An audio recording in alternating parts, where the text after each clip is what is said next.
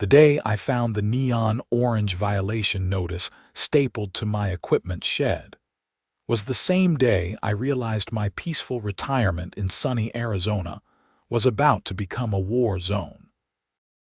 I had moved to the Saguaro Springs community in Scottsdale 6 months earlier, looking forward to quiet days working on my woodworking projects and finally having the space to store all my tools properly.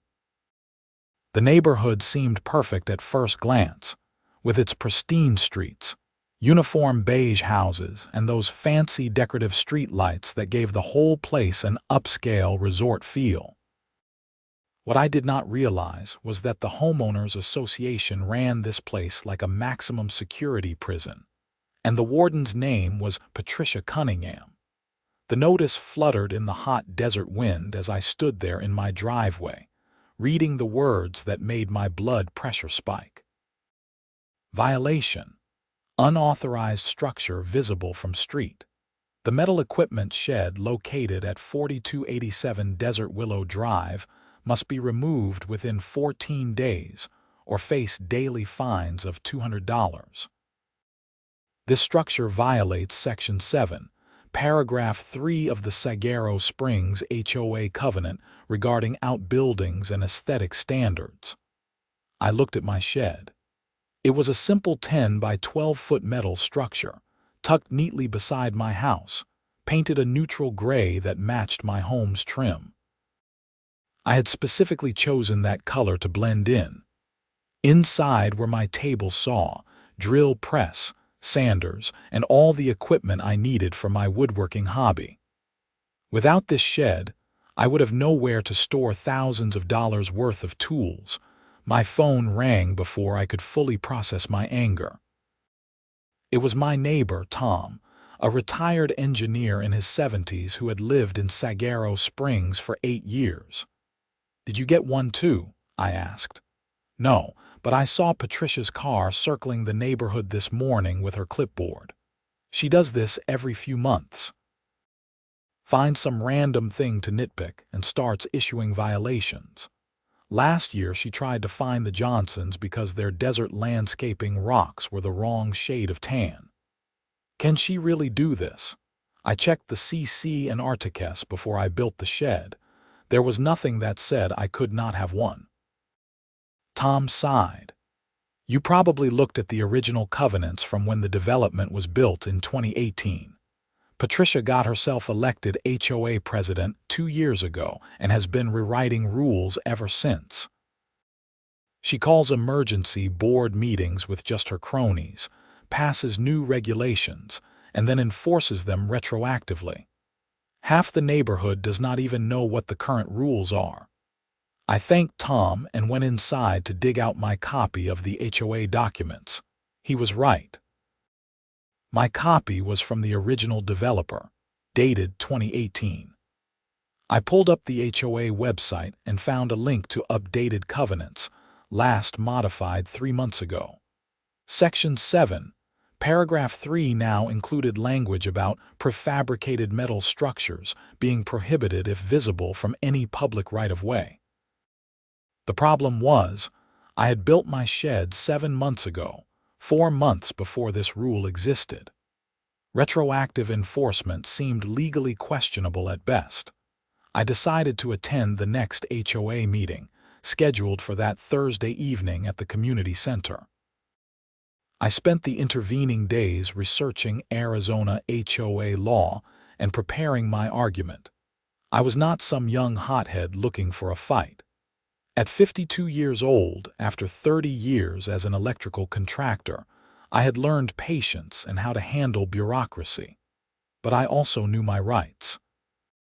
Thursday evening arrived with temperatures still hovering around 95 degrees even after sunset. The community center was a small building near the main entrance, with the HOA logo emblazoned on the door. Inside, about 20 residents sat in folding chairs facing a table where Patricia Cunningham held court with her board members. Patricia was exactly what you would expect from a tyrannical HOA president. She was probably in her mid-50s, with an aggressively blonde bob haircut that looked like she had specifically asked her stylist to give her the "I want to speak to the manager" special. She wore a pink blazer despite the heat and had reading glasses on a chain around her neck, which she kept putting on and taking off for dramatic effect. "Let us begin tonight's meeting," Patricia announced, banging a gavel unnecessarily hard. "First order of business, violations report." I raised my hand. "I would like to discuss my violation notice regarding my equipment shed." Patricia's eyes fixed on me with the intensity of a hawk spotting a rabbit. "You must be Mr. Garrett. Steve Garrett, correct? The shed at 4287 Desert Willow Drive." "That is correct. I built that shed 7 months ago, and it complied with all HOA regulations at the time. You cannot retroactively enforce a rule that did not exist when the structure was built. The HOA board has the authority to update regulations as needed to maintain community standards," Patricia said, her voice dripping with condescension. "Your shed is an eyesore and must be removed. It is painted to match my house and is barely visible from the street. My backyard has a 6-foot privacy fence. The shed is not bothering anyone." A woman sitting at the board table next to Patricia leaned forward. Her nameplate read, "Deborah Morrison, Secretary." She had the same judgmental expression as Patricia, like they had attended the same school for petty tyrants. "Mr. Garrett, the issue is not whether it bothers anyone. The issue is maintaining uniform standards. If we allow your shed, then everyone will want sheds, and before you know it, this community will look like a trailer park." Several residents in the audience murmured, some in agreement, some in disapproval. I kept my cool. "I am not asking for anyone else to have sheds. I am asking to keep the one I legally built according to the rules that existed at the time. Retroactive enforcement is questionable under Arizona law." Patricia's face flushed red. "Are you threatening legal action against this HOA? I am pointing out that your position may not be legally sound.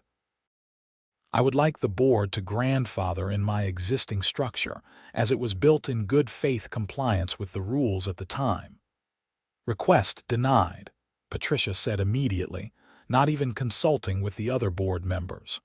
"The violation stands. You have 12 days remaining." Next item on the agenda. I left that meeting frustrated but not defeated. Over the next few days, I consulted with an attorney who specialized in HOA disputes. Her name was Rachel Ortega, and her office was in downtown Scottsdale. Rachel was in her late 30s, sharply dressed, and had a wall full of plaques from HOA cases she had won. She listened to my situation and reviewed my documents. "You have a decent case," she said. "Retroactive enforcement is problematic. However, fighting an HOA in court is expensive and time-consuming. Even if you win, you will be living in a community where the HOA president hates you. Is this really the hill you want to die on?" "It is the principle," I said.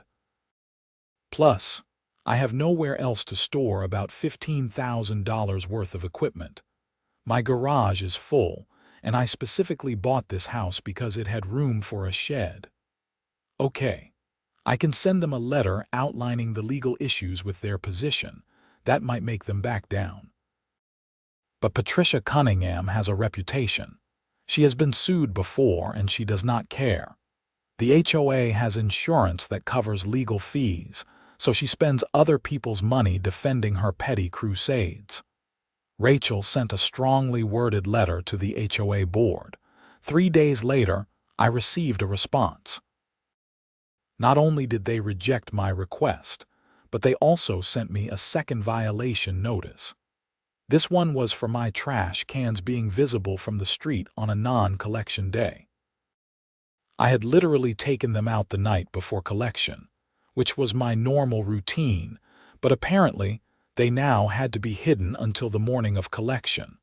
The harassment had begun. Over the next week, I received violation notices for my mailbox being a quarter-inch too tall, for having a small oil stain on my driveway, and for my house number plaque being mounted at the wrong height.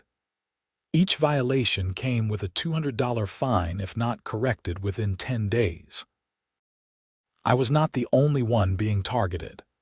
Tom told me that 3 other residents who had spoken up at HOA meetings were suddenly getting violations too. Patricia was sending a message, "Do not cross her." The deadline for removing my shed came and went. I refused to take it down. The daily $200 fines began accumulating. After a week, I had $1,400 in fines. After 2 weeks, $2,800. The HOA sent me increasingly threatening letters about placing liens on my property. That was when I discovered something interesting while paying my electric bill. My background as an electrical contractor meant I knew how to read utility diagrams and understood power distribution systems. While researching property records for my attorney, I noticed something odd about the electrical setup in Saguaro Springs. The decorative street lights that Patricia was so proud of, the ones that gave the neighborhood its upscale ambience, were not powered by the municipal grid. They ran on a backup generator system. This was not unusual for HOA communities in Arizona.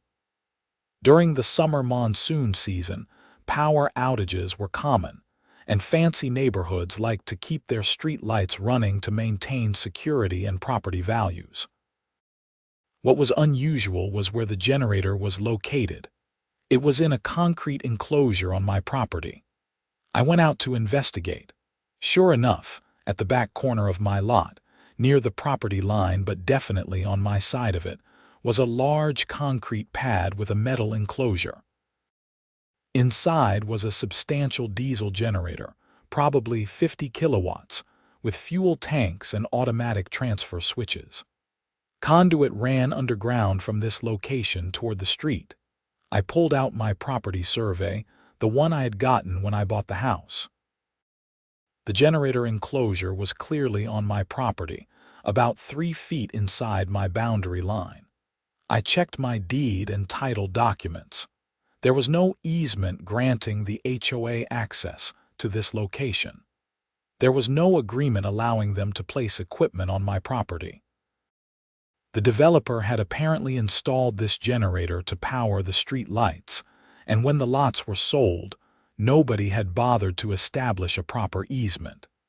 It had been an oversight that everyone assumed was handled correctly, but it was not. This generator powered all 23 decorative street lights in the Saguaro Springs development. I verified this by tracing the conduit and checking which lights went dark during the day when the photocell sensors turned them off. An idea formed in my mind.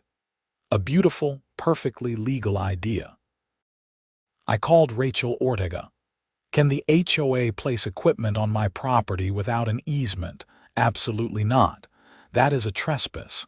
They would need either an easement or a license agreement, preferably in writing." "What if they have been doing it for years?" "Still a trespass." Adverse possession requires open, notorious, and hostile use for 10 years in Arizona, and this development is only 7 years old. Plus, the original owner probably gave implicit permission, which would reset the clock anyway. "Do you have HOA equipment on your property?" I explained about the generator. Rachel laughed, a genuine delighted sound. "Oh, this is perfect. You can absolutely demand they remove it or you can negotiate. This gives you tremendous leverage." "Can I just turn it off?" "Even better, you can. It is on your property. You are paying for the land it sits on through your property taxes, and you never gave permission for it to be there. I would send them a formal notice first, though, to cover yourself legally." I had Rachel draft a letter. It was a masterpiece of legal courtesy masking a nuclear weapon. "Dear Saguaro Springs HOA Board, it has come to my attention that HOA equipment, specifically a diesel generator and associated infrastructure, is located on my property at 4287 Desert Willow Drive without a valid easement or license agreement.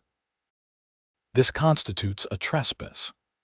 I hereby demand that this equipment be removed from my property within 30 days, or, alternatively, that we negotiate appropriate compensation for my allowing it to remain. Please be advised that until this matter is resolved, I will be disconnecting power to this equipment. Sincerely, Steve Garrett. I hand-delivered copies to Patricia's house and to the HOA management company. Then I went home, walked out to the generator enclosure, and flipped the main disconnect switch to the off position. The street lights did not come on that evening. My phone started ringing around 8 p.m., right when the photocells would normally have triggered the lights. It was a number I did not recognize. I let it go to voicemail. Then another call, another voicemail. By 9 p.m. I had 15 missed calls. Finally, I listened to one of the messages. It was Patricia, and her voice was shaking with rage. "Mr. Garrett, I do not know what you have done, but the street lights are not working. If you have tampered with HOA property, you will face immediate legal action and a $10,000 fine. Call me back immediately." I did not call back. Instead, I sat on my back patio with a cold beer, enjoying the cool desert evening. Without the street lights, you could actually see the stars clearly. It was beautiful.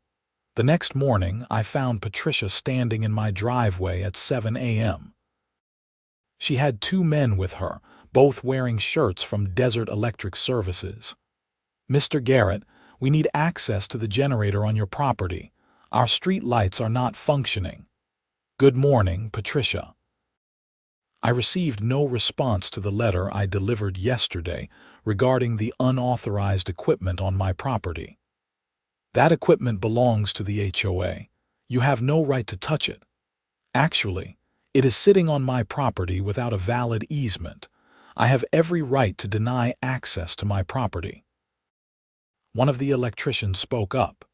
"Sir, we just need to check the generator. This will only take a few minutes." "I am not granting access to my property," I said calmly. "The HOA needs to remove their equipment or negotiate appropriate compensation for an easement." Patricia's face was turning an alarming shade of purple. "You cannot hold the neighborhood hostage over your stupid shed." "I am not holding anyone hostage. I am simply declining to allow my private property to be used without compensation. You know, like how you are forcing me to remove my shed from my private property. That is completely different. Your shed violates community standards, and your generator violates property law. I guess we are at an impasse." The electricians looked uncomfortable. One of them said, "Madam, if he is not giving permission to access the equipment, we cannot legally go onto his property. That is trespassing." Patricia stared at me with pure hatred. "Fine. We will see what our attorney has to say about this." They left. I went inside and made breakfast, feeling pretty good about myself. By that afternoon, I received a call from Rachel Ortega. The HOA's attorney called me. He is very unhappy. He also knows you are completely within your rights. Patricia apparently never bothered to tell him about the easement issue because she probably never even realized there was one. What did he say? He offered to drop all fines against you and approve your shed if you will grant them an easement for the generator. No deal. I want something more. Rachel paused. What are you thinking? I want a written agreement that the HOA will stop the harassment. No more bogus violation notices. No more targeting me or any of the other residents she has been going after. I want limits on her authority to issue fines without proper notice and due process. And I want a formal apology posted on the HOA website. That is ambitious.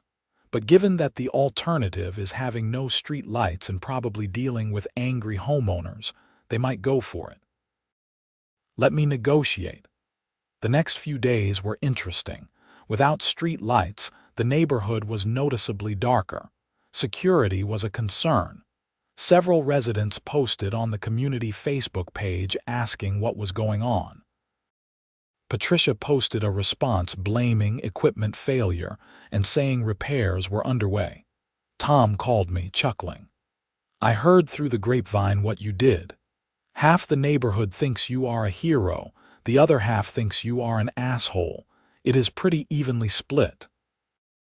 I just want to be left alone to keep my shed." "You are doing more than that, buddy. You are standing up to Patricia, and that is something people have wanted to do for years. She has run roughshod over this community because nobody had the leverage to stop her. Now you do."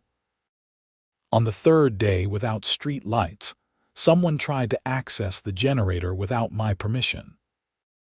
I had installed a security camera pointed at the enclosure after this whole thing started, so I had clear video of a man in an HOA polo shirt cutting the lock I had placed on the generator enclosure and attempting to start it up.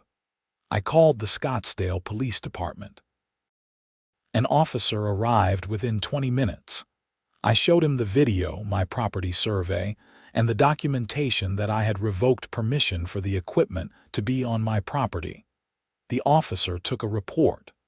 "This is technically criminal trespass and vandalism for cutting your lock. Do you want to press charges?" "I want it documented. I may press charges depending on how the HOA responds." The officer went to speak with the HOA management company. Apparently, the person who sent the contractor had been Patricia herself. The officer explained to her that sending people onto my property without permission was illegal and that she could face criminal charges if it happened again. That evening, Rachel called me with an offer. "They are willing to agree to most of your terms. They will drop all fines, approve your shed, grant you an easement for free, and they will implement new policies requiring proper notice and board votes before fines can be issued. The only thing they will not do is the public apology." "What about the other residents she has been targeting?"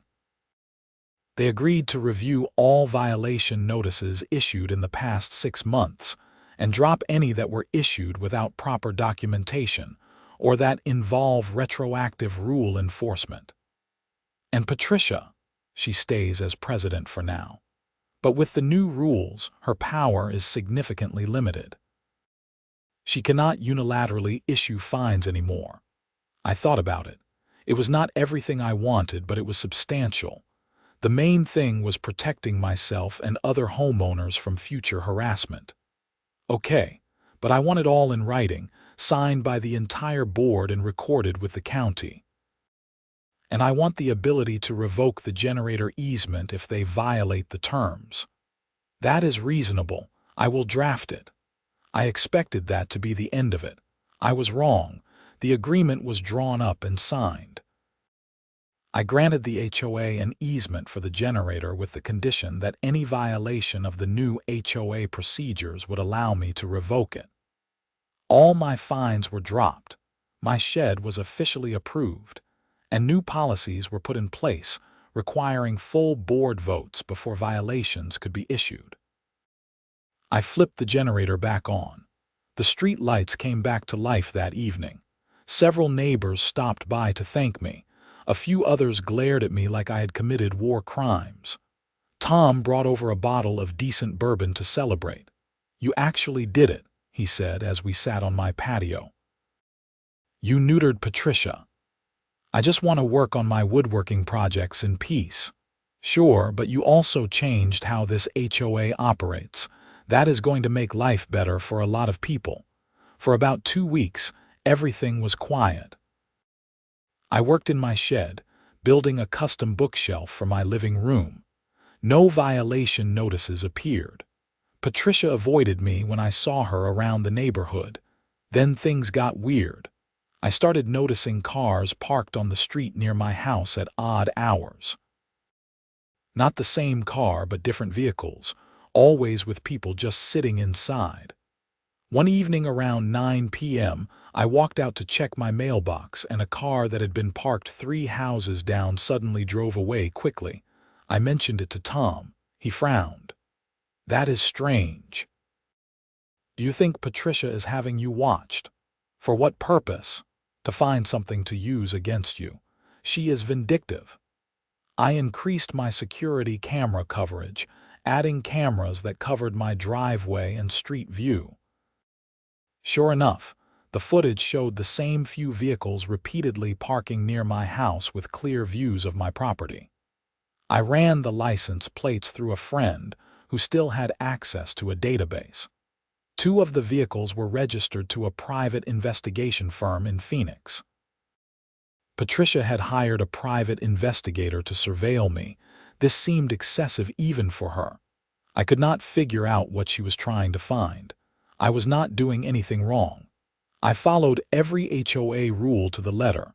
My shed was approved. My trash cans were put out at the correct time. My yard was maintained. I paid my dues on time. Then I got a call from Rachel Ortega, and her voice was serious. "Steve, I need to talk to you about something sensitive. Can you come to my office?" I drove to her office in downtown Scottsdale. Rachel had several documents spread across her desk. "The HOA filed a complaint with the county zoning department," she said. "They are claiming that you are running a commercial woodworking business out of your home without proper permits or zoning approval." My stomach dropped. "What? I am not running a business. I do woodworking as a hobby." "I know that.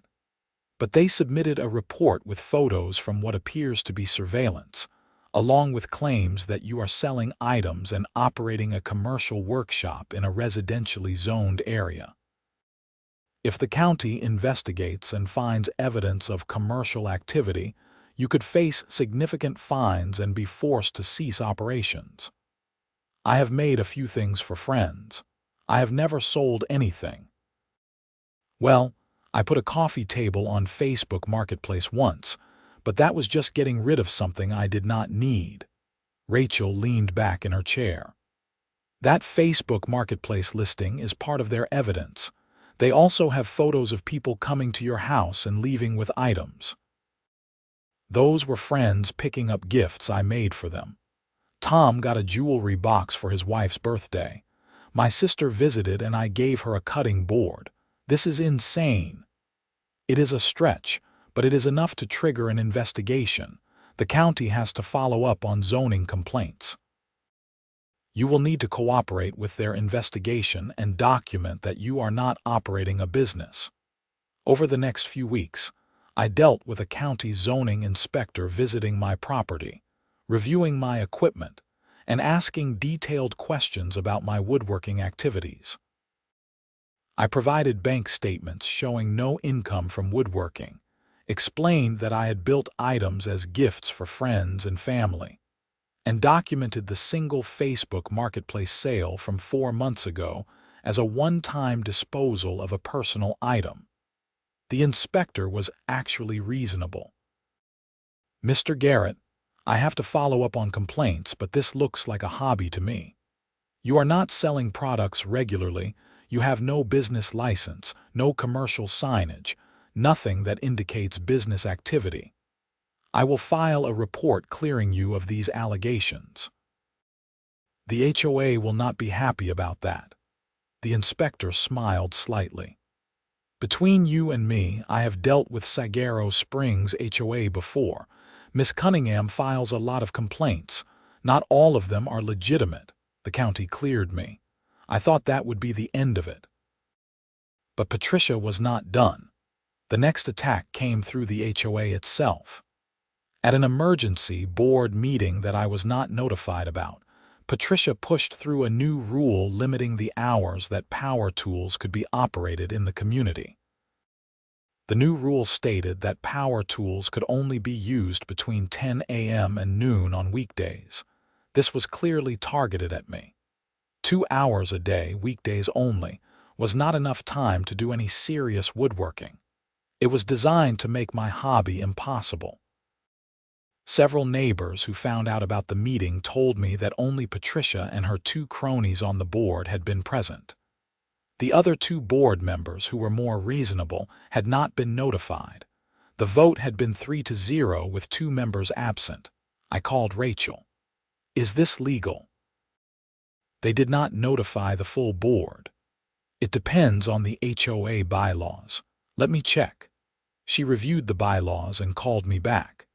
"They need a quorum of 4 out of 5 board members for a valid vote on rule changes. If only 3 were present and 2 were not properly notified, the vote is invalid." "How do we prove they were not notified?" "Talk to the other board members." I reached out to the 2 board members who had been absent. One was a guy named Michael Torres, a software engineer in his 40s who had told me privately that he thought Patricia was out of control. The other was an elderly woman named Helen Zhang, who had served on the board for years before Patricia took over. Both confirmed they had received no notice of the emergency meeting. Michael was particularly angry. She has been doing this more and more. She calls emergency meetings with only her supporters, passes rules, and then claims it was a legitimate board action. I am tired of it. Would you be willing to put that in writing? Absolutely.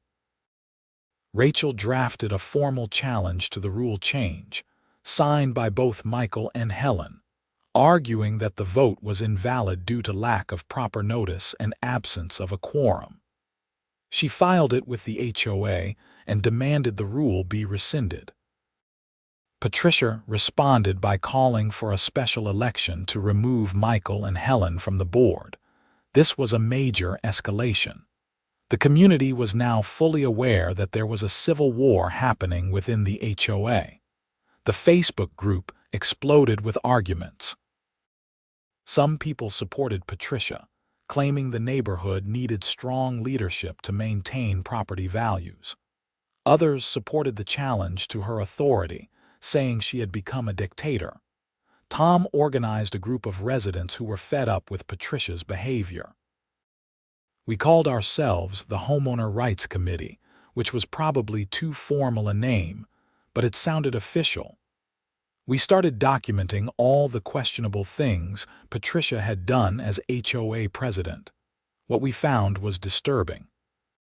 Patricia had been issuing violations and collecting fines, but the financial records were murky. The HOA was supposed to publish quarterly financial reports, but the most recent one was from 8 months ago.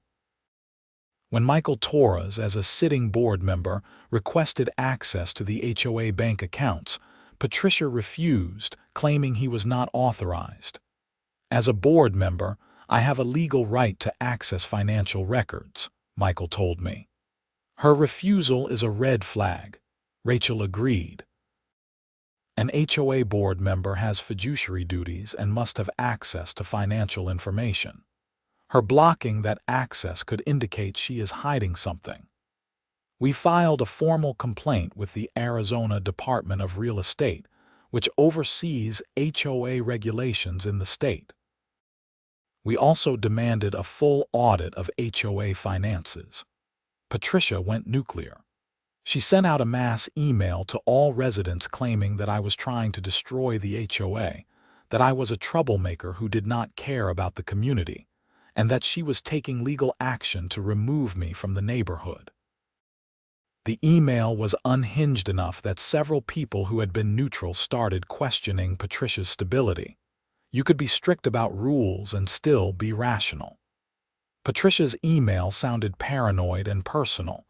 Then the audit results came back, and everything changed. The independent auditor found significant discrepancies in the HOA accounts. Over the past 2 years, approximately $78,000 in fines and dues were unaccounted for. The money had been deposited into the HOA operating account, but then transferred out to accounts that were not clearly documented. Further investigation revealed that Patricia had created a secondary account labeled Special Projects and had been transferring money into it. She claimed this was for legal fees and emergency repairs, but there was no documentation of what the money was actually spent on. No legal bills matching the amounts, no contractor invoices, nothing. The auditor recommended a full forensic accounting and suggested that law enforcement be notified of potential embezzlement. Rachel helped me file a formal complaint with the Scottsdale Police Department. Given the amount of money involved and the clear evidence of financial irregularities, they took it seriously. A detective was assigned to investigate. The detective, a woman named Sarah Morrison who had no relation to Deborah Morrison from the HOA board, interviewed multiple board members and residents. She subpoenaed bank records and traced where the money went. It turned out that Patricia had been writing checks from the special projects account to herself, disguised as reimbursements for various expenses. She had created fake receipts and invoices for work that was never done.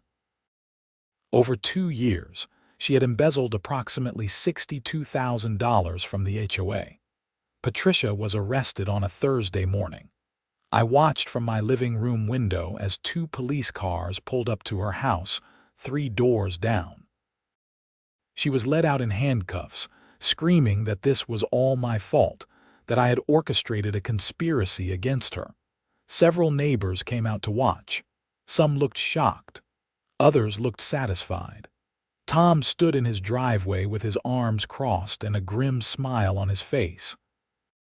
Deborah Morrison, Patricia's main ally on the board, resigned immediately once the arrest became public.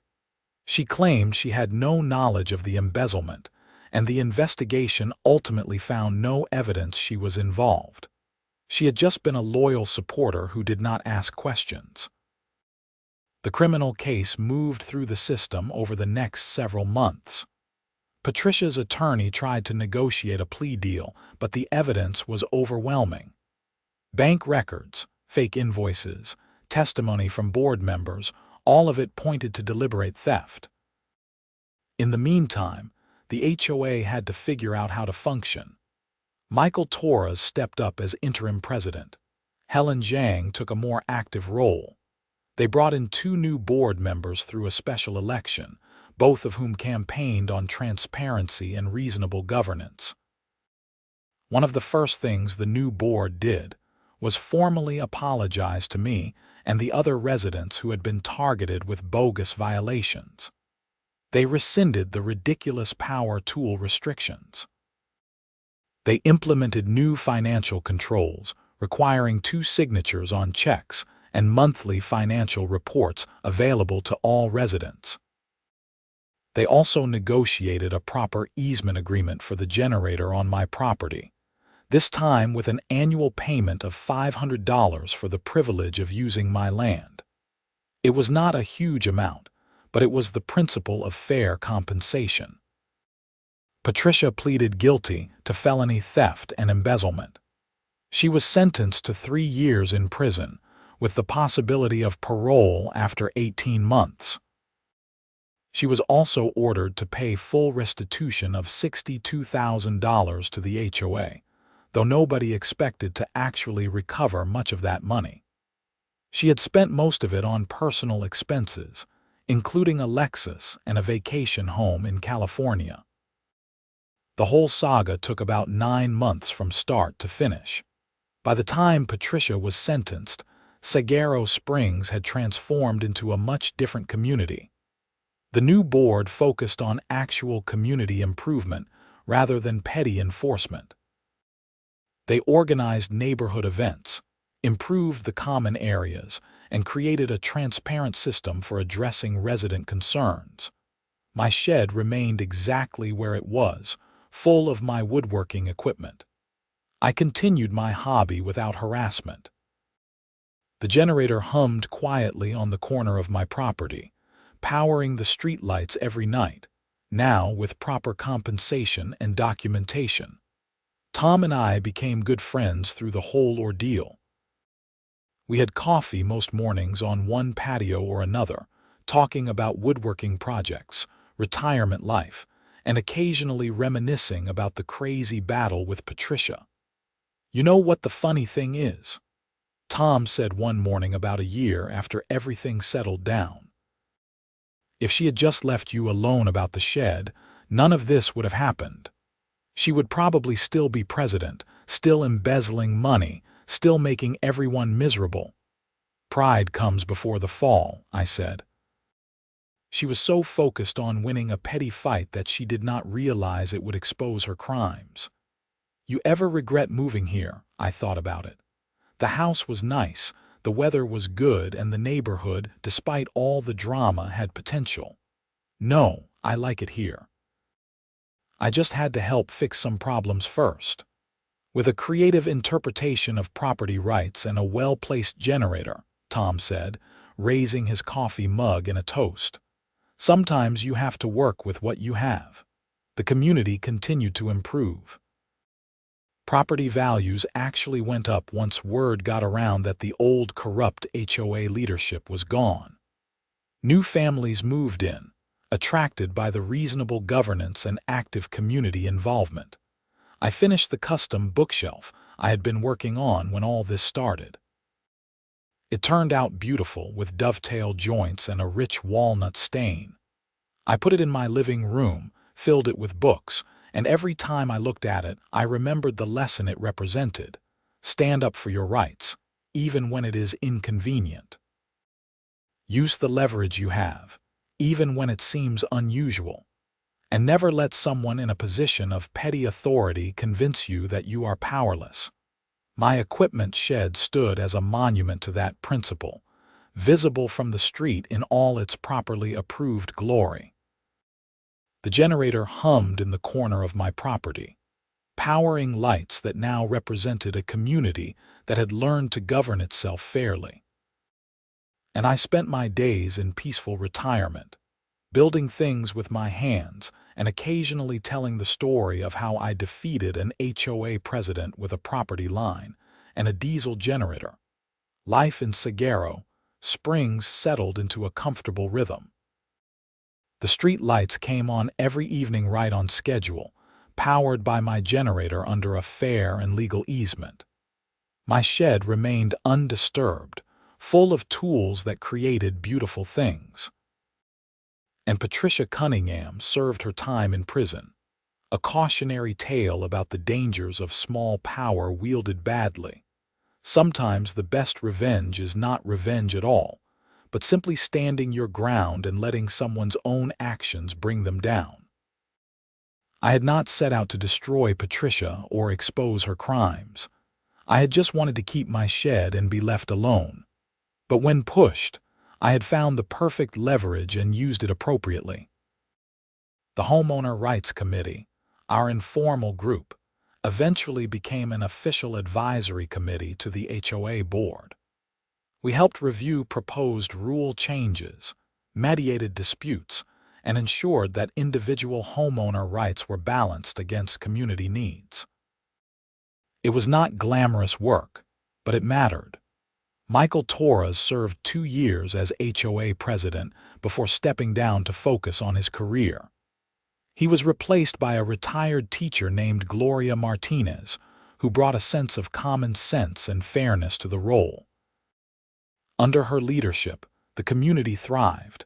I never did get that public apology from the HOA that I had originally wanted.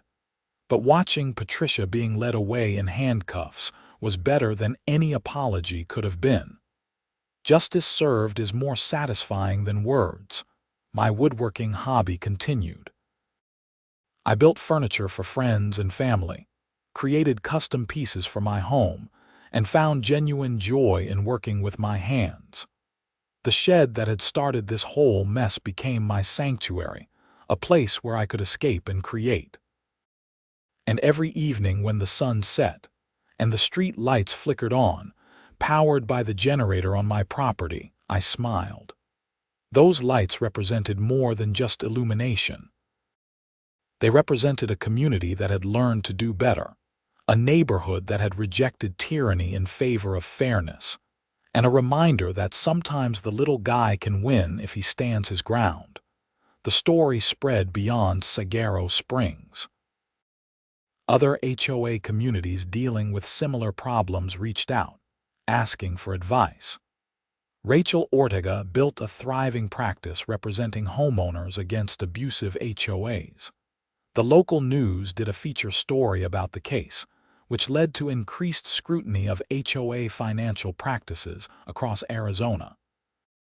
Change happened because one person said no to an unjust violation notice and followed it through to the end. Not with anger or aggression, but with patience, legal knowledge, and a fortunate discovery about property rights. I never wanted to be an activist or a community organizer. I just wanted to build things in my shed. But sometimes life puts you in a position where you have to stand up, and when you do, you might change more than you expected. The generator still runs on my property, properly compensated and documented. My shed still stands, approved and legal.